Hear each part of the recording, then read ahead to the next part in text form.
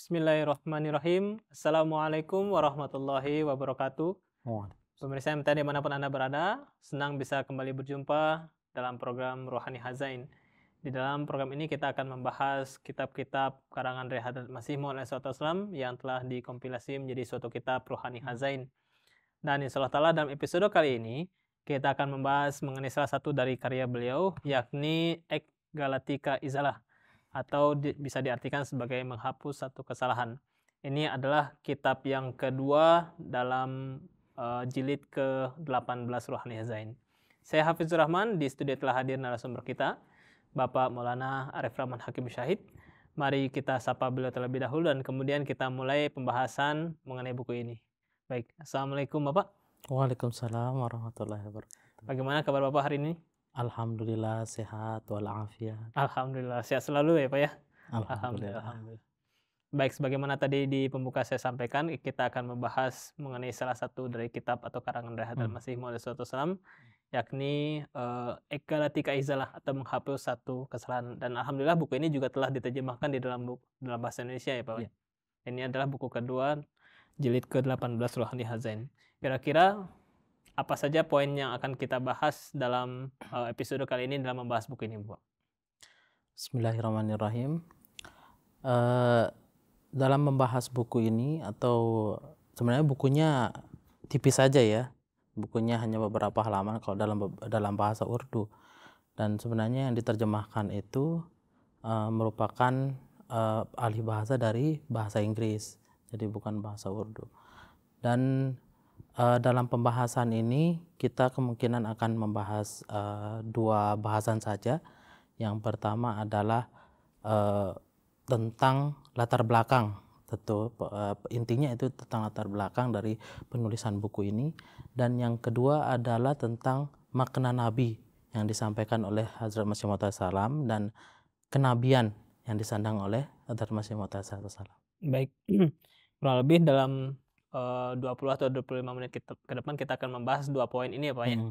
Ya. Baik, kita masuk ke bagian pertama adalah latar belakang atau apa yang melatar belakangi Hadrat Masih Maud kemudian menuliskan buku ini. Silakan Bapak. Ya. Pertama yang beliau tekankan dalam buku ini adalah berkenaan dengan sebenarnya seperti ya arti dari buku ini sendiri, yaitu Galatika Izalah, ini adalah menghapus sebuah kesalahan. Dan buku ini beliau tulis pada tanggal 5 November ya, kalau tidak salah tanggal 5 November 1901. Nah, buku ini beliau tulis untuk pengikut atau anggota-anggota jemaat, sahabat-sahabat beliau dan anggota-anggota yang sudah berbaiat kepada beliau, untuk memberikan pemahaman kepada mereka semua. Satu pemahaman tentang bahwa Hadrat Masih Maud SAW itu diutus oleh Allah Subhanahu wa Ta'ala sebagai seorang nabi dan rasul. Nah, itu.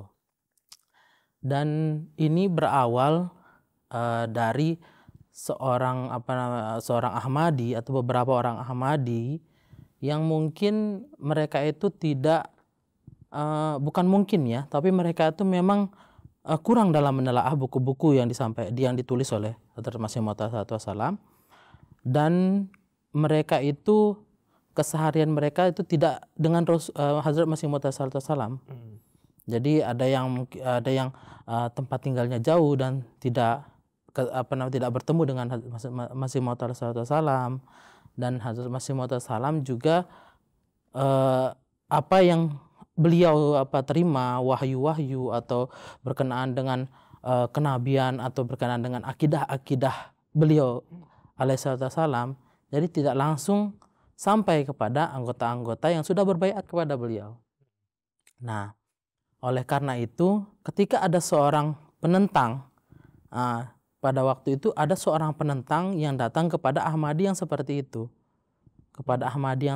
anggota jemaat yang seperti itu. Dan ketika mereka ditanya berkenaan dengan Hazrat Masih Maud SAW, pendapat-pendapat mereka atau jawaban-jawaban mereka itu justru terdapat pernyataan pengingkaran terhadap kenabian daripada Hazrat Masih Maud salam. Apakah beliau itu benar seorang nabi atau tidak? Sehingga Hazrat Masih Maud salam berinisiatif, atau bukan berinisiatif, harus menulis buku ini. Tentunya berdasarkan wahyu dari Allah Subhanahu wa taala. Beliau harus menulis buku ini supaya semua anggota jemaat, semua Ahmadi yang tersebar di India pada saat itu bisa menelaah dengan sebaik-baiknya berkenaan dengan akidah yang sebenarnya dan kenabian daripada Hazrat Masih Maud salam. Nah, ini latar belakang dari penulisan buku ini ya. Dan memang berkenaan dengan penulisan buku ini juga di sini beliau menjelaskan bahwa pada prinsipnya ya, buku ini disajikan ada solusi untuk menjawab dari penentangan-penentangan yang selama ini ditujukan kepada beliau alaihissalam. Memang pada saat itu kompilasi atau kumpulan buku-buku yang beliau tulis atau risalah yang beliau tulis sebelum tahun 1901, beliau memang tidak menyatakan dalam buku-buku itu bahwa beliau itu adalah seorang nabi dan rasul. Bahkan beliau juga meyakini bahwa Nabi Isa itu akan turun dari langit. Nah, buku-buku yang beliau tulis setelah tahun 1901, nah di situ beliau menegaskan setelah mendapatkan wahyu dari Allah Subhanahu wa taala tentang kenabian dan kerasulan beliau. Nah, itu latar belakang dari penulisan buku ini. Baik. Cukup jelas ya Bapak yang tadi yang Bapak sampaikan mengenai latar belakang penulisan dari buku ini, yakni adanya orang-orang yang telah berbaiat kepada Hazrat Masih Maud karena kelemahan mereka dalam menelaah buku-buku yang telah ditulis Hazrat Masih Maud, sehingga memiliki pemahaman yang keliru mengenai kenabian Hazrat Masih Maud SAW. Bahkan ketika ada penentang yang menyampaikan penentangannya, Ahmadi yang seperti ini memberikan jawaban yang malah mengingkari kenabian Hazrat Masih Maud SAW. Dan tadi Bapak juga sampaikan adanya buku ini juga sebagai sarana untuk memberikan pemahaman yang sama mengenai status kenabian dan kerasulan beliau, dan juga sebagai jawaban terhadap penentangan yang memberikan keberatan mengenai status beliau ya Pak ya. Dan juga terakhir Bapak sampaikan tadi sebagai penegasan terhadap status beliau, kenabian dan kerasulan beliau. Baik, itu bagian pertama yang mengenai latar belakang dari penulisan buku ini. Kita masuk ke bagian kedua, yakni mengenai makna nabi dan bagaimana kenabian dari Hadrat Masih Maud alaihissalam ini. Silakan Bapak. Sebenarnya pokok penting ya untuk pembahasan yang kedua ini adalah berkenaan dengan makna nabi yang disampaikan oleh Hadrat Masih Maud alaihissalam, dan berkenaan dengan kenabian, status jenis kenabian apa sih yang disandang oleh Hazrat Masih Maud alaihissalam. Nah, di sini beliau menjelaskan bahwa makna nabi di sini adalah sebagaimana yang tertera dalam surah ya, dalam ayat yang beliau sampaikan bahwa Bismillahirrahmanirrahim. La yuzhiru ala ghaibihi ahadan illa man irtada mir rasulin. Nah, di sini beliau menyampaikan bahwa apa sih makna nabi itu yang sebenarnya, dan beliau menjelaskan bahwa beliau dalam semua buku yang ditulis oleh beliau itu memang sebelum tahun 1901 di sana juga memang ada banyak sekali kata-kata Rasul dan Nabi yang beliau sampaikan. Nah, seperti yang disampaikan dalam Barahin Ahmadiyah ya, beliau juga menyampaikan, dan Barahin Ahmadiyah ini sebagaimana yang kita ketahui kan beberapa dari jilid dari Barahin Ahmadiyah ini 1-4 beliau tulis pada awal-awal beliau dinyatakan sebagai seorang mujadid azam ya, mujadid besar. Dan di sana juga beliau menerima tentang wahyu-wahyu dengan kata-kata seperti rasul, mursal, dan nabi ya. Terus kemudian di sini beliau menjelaskan bahwa selain dari buku-buku yang telah selain dari buku-buku, di semua buku selain di Barahin Ahmadiyah ini juga di beberapa buku-buku beliau juga banyak terdapat, tidak hanya tidak hanya beberapa saja, tapi itu di sini dibilang lakung, jadi ratusan kata-kata itu ya tercantum dalam wahyu-wahyu dari yang diterima dari Allah Subhanahu wa taala. Nah, seperti dalam buku Barahin Ahmadiyah, salah satu wahyu yang beliau terima adalah huwallazi arsala rasulahu bil huda wa dinil haq liyuzhirahu 'alad dini kullih, ya.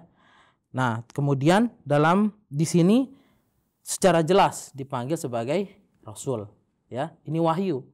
Nah, memang kalau kita mengatakan kalau ini adalah kutipan dari ayat Al-Quran, itu salah.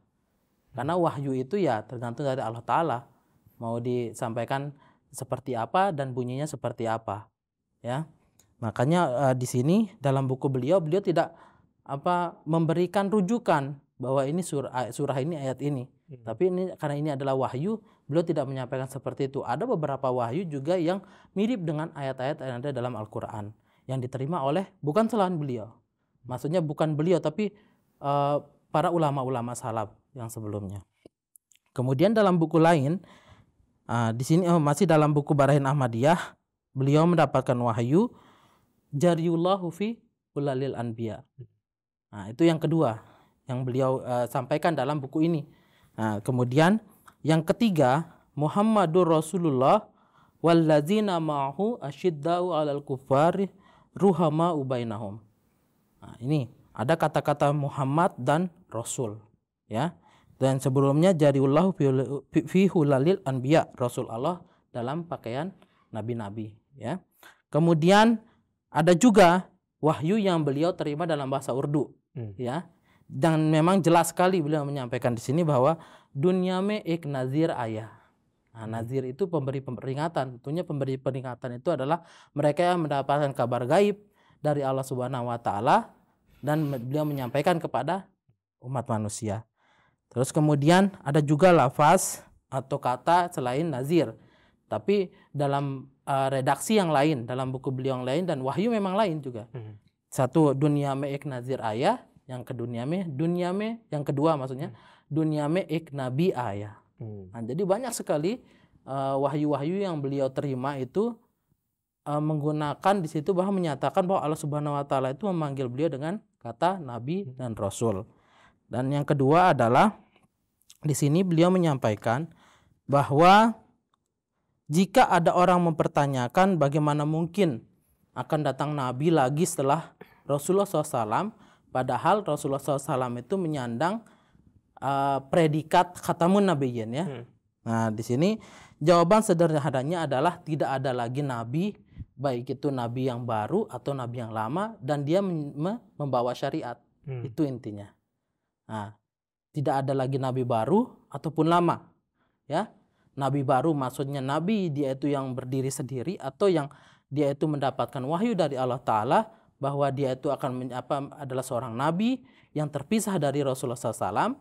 Dan yang kedua adalah nabi baru, nabi lama maksudnya yang nabi yang lama yang sudah menjadi nabi dan dianggap telah naik ke langit dan akan turun lagi ke bumi dan tentunya menyandang kata nabi. Kalau tidak menyandang kata nabi itu berarti adanya degradasi, ya. Penurunan jabatan dari nabi ke tidak, kan itu salah satu penghinaan juga bagi nabi tersebut, ya. Dan yang kedua adalah yang selanjutnya adalah tidak membawa syariat. Itu intinya. Dan selanjutnya ada di sini disampaikan bahwa keyakinan bahwa dalam kata walakir Rasulullah wa khataman nabiyyin. Nah, di sini kalian juga percaya, kata beliau, sabda beliau, kalian juga percaya bahwa beliau akan menjadi seorang nabi dan beliau akan terus menerima wahyu. Maksudnya nabi lama yang akan turun kembali itu. Nah, dan itu justru akan mengalahkan kenabian daripada Rasulullah SAW yang hanya 40 tahun beliau mendapatkan kenabian. Terus keyakinan semacam ini tidak dilakukan lagi, benar-benar dusta dan mengingkari dari kata walakir Rasulullah wa khataman nabiyyin. Dan ada juga dalam hadis bahwa la nabiyya ba'di. Jadi Rasulullah SAW bersabda bahwa la nabiyya ba'di, tidak ada lagi nabi setelahku ya. Dan berkenaan dengan walaki Rasulullahi wa khataman nabiyyin ini, di sini beliau menyampaikan bahwa ketika memang kalau tidak ada lagi nabi setelah Rasulullah Shallallahu Alaihi Wasallam, berarti orang Hindu, orang Yahudi, orang Kristen itu tidak ada lagi kesempatan atau potensi mereka untuk bisa mencapai derajat kenabian tersebut, derajat nabi tersebut. Dan tapi di sini beliau menyampaikan bahwa karena tidak mendapatkan derajat nabi tersebut, jatuhnya mereka itu paling rendahnya gitu. Paling tingginya itu hanya sirat siddiqi. Sirat siddiqi itu maksudnya seperti apa yang telah dilakukan oleh Hadrat Abu Bakar radhiyallahu taala anhu. Ya, apa yang dilakukan dan dengan begitu meyakini Rasulullah SAW, makanya beliau itu diberikan gelar siddiq. Ya, makanya dibilangnya di sini gelar sirat siddiqi, gelar yang diterima karena sirat siddiqi tersebut. Dan tentunya dan ketika itu sudah diterima, bagaimana beliau itu fanafir Rasul, bagaimana Hadrat Abu Bakar itu tenggelam dalam ketaatan kepada Rasulullah SAW. Dan di sini juga Hazrat Masih Maud Salam menyampaikan bahwa sebagaimana yang disampaikan tadi, makna Nabi itu adalah la yuzhiru ala ghaibihi ahadan illa manirtada mir rasul. Jadi Allah Subhanahu wa taala itu memberikan pengetahuan gaib kepada seseorang yang nanti nanti kita sebut sebagai seorang nabi dan rasul. Jadi makna nabi di sini itu kadang kita ketika kita belajar mengenai pengetahuan umum atau pengetahuan di luar sana, bahwa nabi dan rasul itu berbeda. Tapi di sini Hazrat Masih Maud Salam menyampaikan bahwa berdasarkan ayat dari Quran Karim ini, la yuzhiru ala ghaibihi ahadan illa manirtada mir rasulin.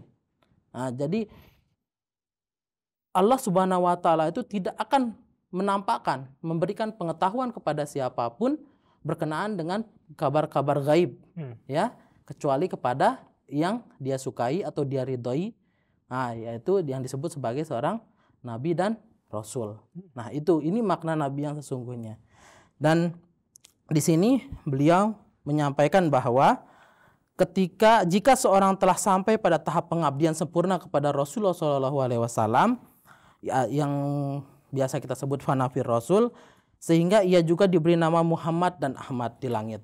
Jadi Hazrat orang yang fanafir Rasul tersebut, kalau di sini konteksnya Hazrat Masih Maud Salam, dia akan diberikan nama Muhammad dan Ahmad di langit. Dan ada di sini menjelaskan bahwa berkenaan dengan dengan ini beliau menyampaikan wa manid da'a faqad kafara. Barang siapa yang secara dusta mendakwakan diri menjadi seorang nabi, maka dia adalah kafir. Nah, ini tentunya kuncinya sebenarnya, kunci misteri yang ada dalam kata nabi ini ya. Dan di sini beliau menyampaikan bahwa dalam bahasa Urdunya sedikit saya sampaikan ya. Di sini beliau menjelaskan bahwa isme asal bid यही है कि खातमुन नबीयीन का महफूम तकाजा करता है कि जब तक कोई पर्दा मुगायरात का बाकी है उस वक्त तक अगर कोई नबी कहलाएगा तो गोया उस मुहर को तोड़ने वाला होगा जो खातमुन नबीयीन पर है। लेकिन अगर कोई शख्स उसी खातमुन नबीयीन में ऐसा गुम हो कि बबाइस निहायत इत्तिहाद और नफी गैरियत के उसी के नाम पा लिया हो और साफ आईना की तरह मुहम्मदी चेहरा का उसमें इनिकास हो गया हो तो वो बगैर मुहर तोड़ने के नबी कहलाएगा। क्योंकि वो मोहम्मद है गो जिल्ली तौर पर। Di sini jelas sekali beliau menyampaikan bahwa kunci misteri ya, asal misteri yang sebenarnya inilah misteri itu, yaitu pemahaman terhadap khataman nabiyyin tersebut. Dan di sini ketika seseorang, beliau menyampaikan bahwa ketika seseorang menyatakan bahwa dia adalah seorang nabi tetapi terpisah dari Rasulullah SAW, maka itu yang dikatakan dusta. Ya, itu yang tidak akan ada. Ya, maksudnya itu dia nabi berdiri sendiri, mustakil. Kalau di sini beliau menyatakan beliau katakan. Terus tetapi kalau ada seorang nabi yang mengatakan dirinya seorang nabi, tetapi dia memperoleh kenabian itu dari tenggelamnya terhadap Rasulullah SAW, tenggelamnya atas keitaatannya kepada Rasulullah SAW dan menyatu dengan Rasulullah SAW, seolah-olah di sini dikatakan go zili torperhe, bahwa dia itu Muhammad, tetapi dalam bentuk zili. Bayangan zili, ya. Nah, ini yang beliau sampaikan di sini. Nah, sehingga kalau misalnya beliau menyampaikan kalau misalnya tidak akan ada lagi nabi dalam bentuk apapun setelah kewafatan Rasulullah SAW, maka di sini beliau menyampaikan apa gunanya kita terus berdoa setiap hari, berdoa dengan ihdinas siratal mustaqim, dengan mengucapkan ihdinas siratal mustaqim, siratal ladzina an'amta alaihim. Nah, di situ. Jadi ketika kita berdoa seperti itu, memohon bimbingan, memohon petunjuk dari Allah Subhanahu wa taala untuk diberikan jalan. Nah, untuk ditunjukkan jalan yang lurus, dan berkat dari ditunjukkan jalan yang lurus itu, Allah Subhanahu wa taala memberikan nikmat-nikmat kepada orang-orang yang akan diberikan nikmat. Nah, sehingga nikmat apa itu? Nikmat apa itu? Dalam ayat dalam surah yang lain Allah Subhanahu wa taala menyampaikan bahwa ketika dan barang siapa yang taat wa mayyutiillah wa rasulah faulaika ma'allazina an'amallahu alaihim minan nabiyyin wasiddiqin wasyuhada'i wassalihin. Nah, itu nikmat. Nikmatnya apa? Nikmatnya nabi, siddiq, syuhada, saleh. Ya, syahid, saleh ya. Nah, ini apa? Nikmat-nikmat itu. Kalau misalnya tidak ada lagi nabi setelah Rasulullah SAW, maka apa gunanya kita berdoa, terus berdoa, membaca ihdinas siratal mustaqim untuk bisa mendapatkan nikmat-nikmat yang dijanjikan. Yang dijanjikan oleh Allah Subhanahu wa taala. Ya, dan nikmat-nikmat itu juga disampaikan oleh Allah taala dalam surah yang lain. Nah, mungkin itu, seperti itu saja makna kenabian dan kenabian daripada Hazrat Masih Maud Salam ini. Dan itu kenabian Hazrat Masih Maud Salam itu zilli, berbentuk zilli dan buruzi, ya. Zilli bayangan daripada Muhammad Rasulullah SAW. Baik, memang kalau kita berbicara mengenai kenabian, status nabi ya Pak ya, memang tidak bisa pendek untuk pembahasannya, memang panjang, dan alhamdulillah Bapak telah menyampaikan cukup komprehensif, cukup menyeluruh dari apa yang Hazrat Masih Maud juga tuliskan di dalam buku ini. Kalau mungkin bisa saya ambil poin-poinnya. Hazrat Masih Maud di sini juga menyampaikan bahwa bagaimana beliau pun telah disuruh oleh Allah Ta'ala dengan nama sebagai seorang nabi ya Pak ya. Tadi Bapak sampaikan beberapa wahyu yang Hazrat Masih Maud terima, di mana beliau dipanggil sebagai seorang nabi. Dan juga tadi Bapak juga sampaikan bagaimana akidah kita dalam jemaat mengatakan bahwa seorang nabi pun adalah seorang rasul. Ya, nabi adalah mereka yang mendapatkan kabar dari Allah Ta'ala, kabar gaib, dan di dalam Al-Quran juga disebutkan orang-orang yang diberikan kabar gaib pun disebut sebagai seorang rasul. Artinya nabi dan rasul adalah hal yang sama. Dan kemudian Bapak sampaikan tadi bahwa tidak akan bisa seorang nabi yang berdiri sendiri menjadi seorang nabi tanpa mengikuti hadrat Rasulullah SAW. Jika ada seseorang yang berdiri sendiri menyatakan diri seorang nabi, maka itu pun merusak stempel khataman nabiin dari hadrat Rasulullah SAW, dan itu menjadi suatu kedustaan ya Pak ya. Dan yang kenabian yang disampaikan oleh hadrat Rasulullah SAW adalah mereka yang Masih Maud adalah mereka yang mengikuti secara sempurna atau memiliki ketaatan sempurna terhadap hadrat Rasulullah SAW, sehingga menjadi seorang nabi zilli dari hadrat Muhammad Rasulullah SAW itu sendiri ya Pak ya. Dan tadi terakhir Bapak sampaikan kalau misalkan tidak adanya nabi setelah Rasulullah SAW, maka apa gunanya kita berdoa setiap saat, membaca surah Al-Fatihah di dalam setiap sholat kita, dalam setiap rakaat kita, ihdinas siratal mustaqim, di mana Allah telah menjanjikan kenikmatan yang tertinggi adalah disebutkan nikmat kenabian ya Pak ya.